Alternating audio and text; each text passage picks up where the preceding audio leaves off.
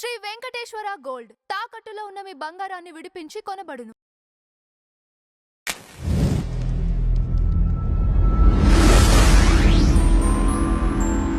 Ma'am నమస్తే ma'am.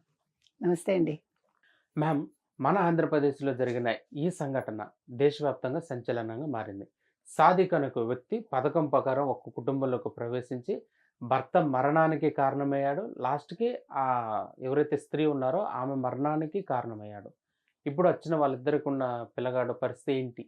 ఏం జరిగింది మ్యామ్ టోటల్‌గా అసలు ఈ విషయంలో? ఏవండీ, ఎన్నిసార్లు చెప్పినా నిప్పు మీ మీద పడ్డా మీరు నిప్పును ముట్టుకున్నా కాలేదు నేనే. అవును. ఎవడికో అవ్వదు. మనకు కష్టాలున్న టైంలో ఎవడు భుజం మీద పడుకో అంటే పడుకోకూడదు. హ్మ్.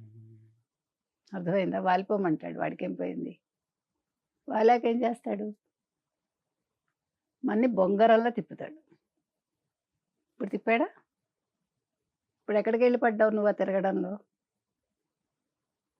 చావు, మరణంలో పడ్డావు. ఎవరిది తప్పు? స్వయంకృతాపరాధమే. బా. నేనంట నాకు సుఖం లేదు, కరెక్టే. నాకు సుఖం లేదని అమ్మాయి ఏం రాసింది తెలుసా మీకు? మొత్తం ఆ వాంగ్మూలంలో హ్మ్. చిన్నప్పుడు తల్లి తండ్రి చాలా రెస్ట్రిక్షన్గా పెంచారు.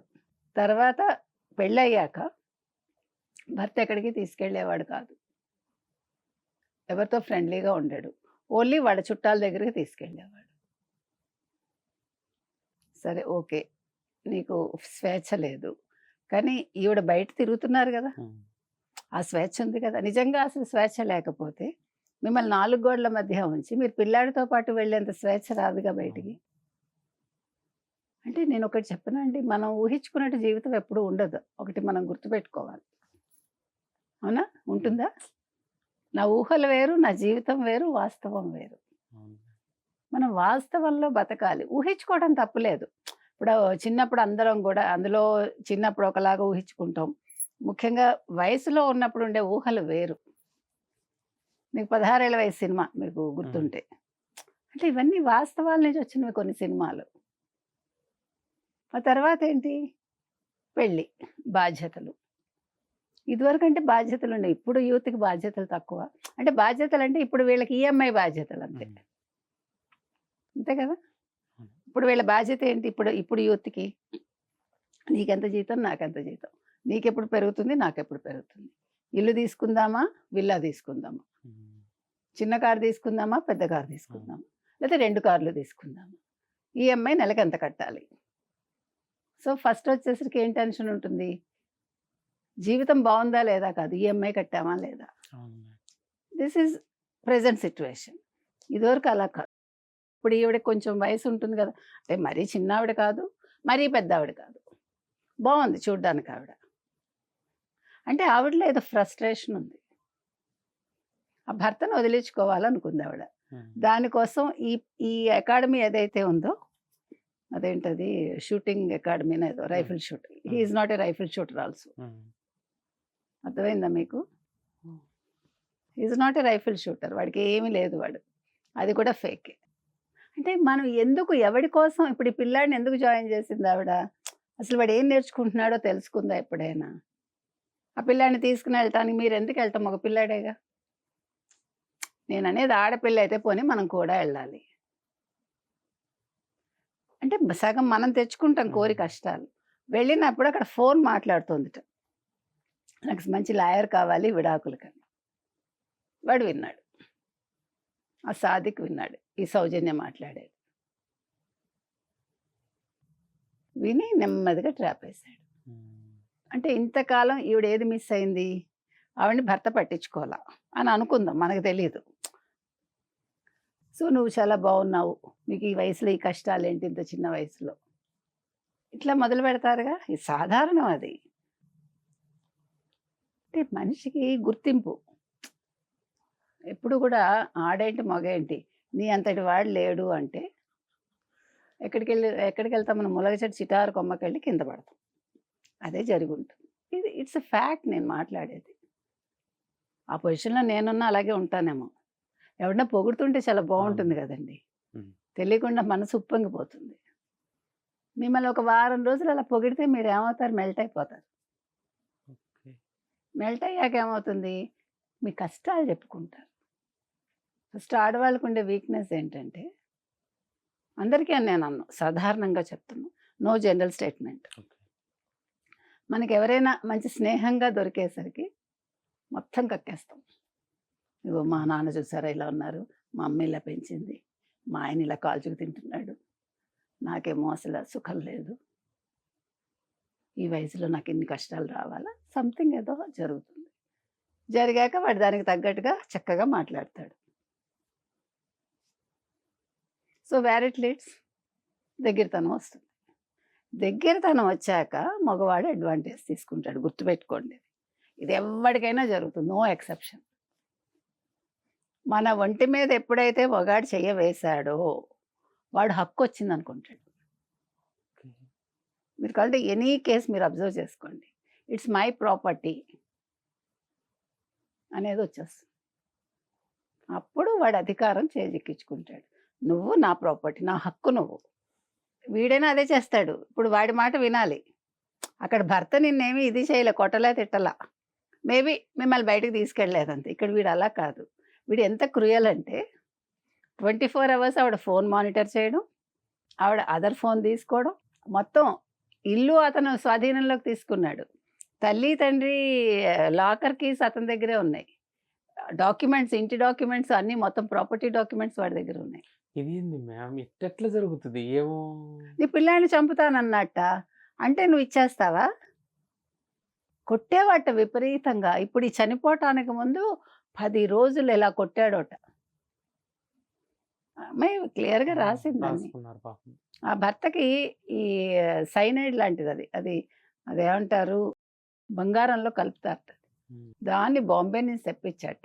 తెప్పించి అతనికి ఇచ్చాడు. వద్దని బతిమాలితే వినలేదు. ఇవన్నీ జరుగుతున్నప్పుడు వీడేం చేశాడు, ఈ ఫోటోలు అవన్నీ తీసి అప్లోడ్ చేస్తాడు. చేసుకోమనాలి. నిండా ములిగాక చలేంటి, ఇప్పుడు అప్లోడ్ చేస్తాడు. మీరు ఎవరో ఎవరికి తెలుసు, అంతే కదా. మనిషిగా తెగింపు రావాలి. తప్పు చేయటానికి వచ్చిన తెగింపు తిరగబడ్డానికి కూడా రావాలి.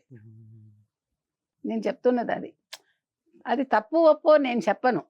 మీకు నచ్చింది, మీరు అతనితో వెళ్ళారు, దట్స్ ఓకే. నీ భర్తకి ఇష్టమో కాదో అది నీ ప్రాబ్లం. కానీ నువ్వేమయ్యావు, నీ వల్ల నీ భర్త, నీ తల్లి, నీ తండ్రి, నీ కొడుకు, నీ ఆస్తి మొత్తం. ఏంటి, ఎక్కడికి వెళ్ళావు నువ్వు? ఎక్కడ మొదలైంది, ఎక్కడ ఎండ్ అయింది? ఇవాళ వాడు చెడ్డవాడు, ఇవాళ ఎందుకు రాస్తున్నావు?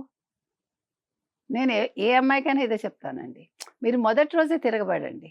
వాడు బ్లాక్మెయిల్ చేస్తున్నాడా, చేసుకునివ్వండి, చెప్పండి. ఇప్పుడు వాడు మిమ్మల్ని కొట్టి చంపే కంట ఇంట్లో వాళ్ళకి చెప్తే 4 చీవాట్లు పెడతారు, అంతేగా. At least they will give some solution. ఇప్పుడు నీ భర్తను ఎందుకు అడిగావు? భర్తను వద్దనుకుని భర్తను బతిమాలుకుంది. భర్త ఏం చేస్తాడు, వాడినే చంపేశాడు. నన్ను ఇందులోంచి బయటపడయి, నీ ఆస్తినికి అంటే భర్త ఆస్తి కూడా అతనికి ఇచ్చేసింది. మీకు ఇప్పుడు అర్థమైందా? నీకేం రైట్ ఉంది అప్పుడు? ఇప్పుడు ఇందులో చాలా లొసుగులు కనిపిస్తున్నాయి, మీరు గమనించండి. సాధిక వాడు వెధవ, అందులో డౌటే లేదు. కానీ నువ్వు వెళ్ళి ఇరుక్కున్నావు. నా బాధ అది. ఇందులోని ఉగ్రవాదులు 9 మంది ఉన్నారని విజయసాయి రెడ్డి గారు కూడా ప్రస్తావించినట్లు చెప్తున్నారు. నేను విజయసాయి రెడ్డి మాటలు పక్కకు పెట్టండి. విజయసాయి రెడ్డి వాళ్ళు కొత్తగా ఎందుకు వస్తున్నాడు కానీ అవి తర్వాత మాట్లాడదాం. ముందు ఒక అమ్మాయి పరిస్థితికి ఏ అమ్మాయి అయినా మనం చెప్పేది ఒకటి, మీరు తప్ప ఒప్ప తర్వాత విషయం. ఒక దాంట్లో దిగాక how to come out of it అనేది కూడా నేర్చుకోండి. భయపడకూడదు. ఇక్కడ భయం అనేది అమ్మాయిని తన చేతుల్లోకి తీసుకుంది. అర్థమైందా? భయంలో మునిగిపోయే అమ్మాయి మనకు విచక్షణ పనిచేయదు. వాడు కొడతాడు, వస్తాడు, ఆ భయం అన్నమాట. అమ్మ కొడుకుని ఏం చేస్తాడు, తండ్రిని ఏం చేస్తాడు, తల్లిని ఏం చేస్తాడు, భర్తను చంపేశాడు.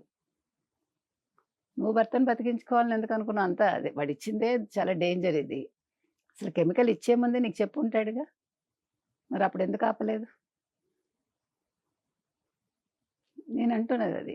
ఇప్పుడు మనం చేసిన తప్పిదానికి కుటుంబం ఎందుకు బలవ్వాలి? మనల్ని కండమే వాళ్ళు చేసే తప్ప. ఈ సౌజన్య కేసు అనేది అమ్మాయిలు జాగ్రత్తగా గమనించి దయచేసి మీరు ఎవరి ట్రాప్లో పడకండి. ఎస్పెషల్లీ ముస్లిమ్స్ ట్రాప్లో. మీరు మోనాలిసా చూశారు, ఏమైంది? మైనరు పెళ్ళయింది, చేసుకున్నాడు, వాడు హిందూ సంప్రదాయంలో చేసుకున్నాడు, అమ్మాయిని ట్రాప్ చేసి. అవును. అసలు ముస్లిమ్స్ ఒప్పుకుంటారా? చూడండి, కేరళలో ఓణం మీరు దాని మీద వాళ్ళు ఫత్వా ఇస్తే కూడా అమ్మాయిలు ఓణం ఆడారు, ముస్లిం అమ్మాయిలు. నేను ఇవన్నీ ఎందుకు చెప్తున్నానంటే, మీరు వాళ్ళ సంప్రదాయాన్ని వదిలి వాళ్ళు రారు. మీరు మీ సంప్రదాయాన్ని, మిమ్మల్ని మీరు కోల్పోతున్నారు. ఎందుకు కోల్పోవాలి? ఎవరి కోసం కోల్పోవాలి? ఇప్పుడు ఈ మధ్యకాలంలో చాలామంది సినీ సెలబ్రిటీస్ ముస్లిమ్స్ని చేసుకున్నారు, మీరు గమనించండి. ఎవరైనా బొట్టు పెట్టుకుంటున్నారా? నేను అనేది ఏంటంటే, మనం చేసుకోవటం తప్పు కాదు. మీరు ముస్లిం చేసుకోండి, క్రిస్టియన్ని చేసుకోండి, ఎవరినైనా చేసుకోండి. వాడు వాళ్ళ మతాన్ని వదులుకోవట్లా, వాళ్ళ సంప్రదాయాలు వదులుకోవట్లా. మీరు అన్నీ వదులుకొని మిమ్మల్ని మీరు సమర్పించుకుంటున్నారు. ఎందుకు? దేనికి? అది ప్రేమ ఎందుకు అవుతుంది అంటాను నేను. ప్రేమలో డిమాండ్స్ ఉండకూడదు. డిమాండ్స్ ఉంటే అది ప్రేమ ఎందుకు అవుతుంది?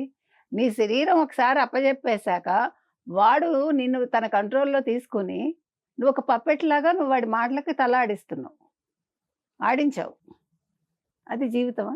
మీరేమనుకుంటున్నారంటే, మనకుండే ఈ సుఖ సంతోషాలు సరిపోవు, నా భర్త నాకు సంతోషం ఇవ్వట్లేదు, వాడెవడో నాకు సంతోషం ఇస్తాడు. ఏమిచ్చాడు ఆఖరికి? మరణాన్ని ఇచ్చాడు. మరణం కాదు, జీవితాన్ని కోల్పోయావు నువ్వు. మరణం ఎలాగ అందరికీ వస్తుంది. నీ జీవితం కోల్పోవడంతో పాటు 3 జీవితాలు నువ్వు తీసుకెళ్ళిపోయావు. అందుకని ఏమండి, అదేంటి పెళ్లి చేసుకోకూడదా? లవ్ చేయకూడదా? లవ్ చేసుకోండి. లవ్ చేశాక వచ్చే కష్టాలకి మీరు బాధ్యత వహిస్తారా? దగ్గరుండి పెళ్లి చేసిన వాళ్ళు. మీరు వెళ్ళి చేసుకున్నాక మళ్ళీ తల్లిదండ్రుల దగ్గరికి రాకండి, బ్లేమ్ చేయకండి తల్లిదండ్రులు. వాళ్ళు రానివ్వలేదండి, వాళ్ళు రానిస్తారు అవతల వాళ్ళు. వాళ్ళ సంప్రదాయం, వాళ్ళ మతం వాళ్ళు వదులుకోవట్లేదు. ఈ అమ్మాయి అన్నీ వదులుకుని వెళ్ళిపోయాక వీళ్ళందరూ వాళ్ళలోకి చేరాలా? ఎందుకు? ఎవడు చెప్పాడు అది? ఎక్కడ రాసింది ఈ రాజ్యాంగంలో? నేను అంటున్నది అది. ఇవి ఎక్కడ ఎండ్ అవుతాయి? ఇది చిన్న కేసు కాదండి. వాళ్ళ సాదిక్ అనేవాడు, సాదిక్ ఖాన్ని నాడి రోడ్డు మీద ఉరి తీయండి. మీరు సజ్జనార్ని పంపించండి. నేను చెప్తున్నా, ఇవాళ సజ్జనార్ చేత ఎన్కౌంటర్ చేయించండి, అంతే. అసలు దీని మీద కేసు, ఫర్దర్గా విచారణ, వాడు తప్పు చేశాడా, ఒప్పు చేశాడా, మీకు అమ్మాయి రాశాక, ప్రాణం పోయాక ఇంకా దీని మీద విచారణ ఏంటండి అవసరం? దేనికి అవసరం? మీరు సౌదీలాగా పెట్టండి, ఇక్కడ చట్టాలు తీసుకురండి. ఇన్ని మార్పులు తెస్తున్నారు కదా. జంజీ వాళ్ళు అలాగే మాట్లాడతారు, బూతులు మాట్లాడతారు, అదే జంజీ. కరెక్టే. ఆ జంజీలు నువ్వు ఆలోచించాలి. ఇలాంటివి అమ్మాయిల ప్రాణాలు పోతున్నప్పుడు జంజీలు రండి. ఇవాళ అవినీతిలో కూరుకుపోయిన జగన్ లాంటి వాళ్ళని మీరు ఎందుకు ప్రశ్నించడం లేదు? మీరు ఎక్కడో పాఠశాలలకు వెళ్ళి ఇక్కడ గవర్నమెంట్ పాఠశాలలో సరిగా ఫెసిలిటీస్ ఉన్నాయా లేదా మాట్లాడుతున్నారు. ఇవాళ కొత్తగా ఎందుకు వెళ్తున్నారు మీరు?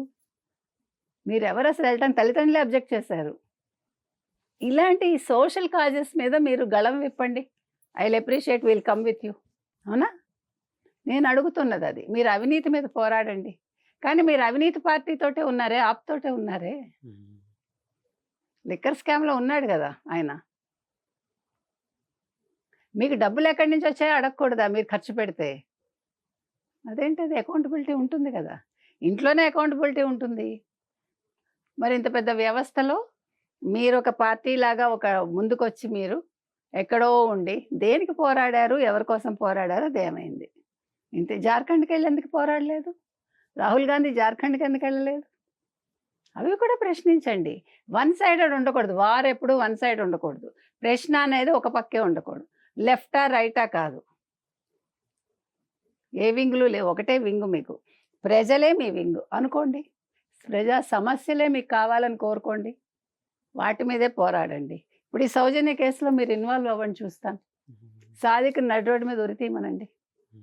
Then will appreciate cockroach Janata party.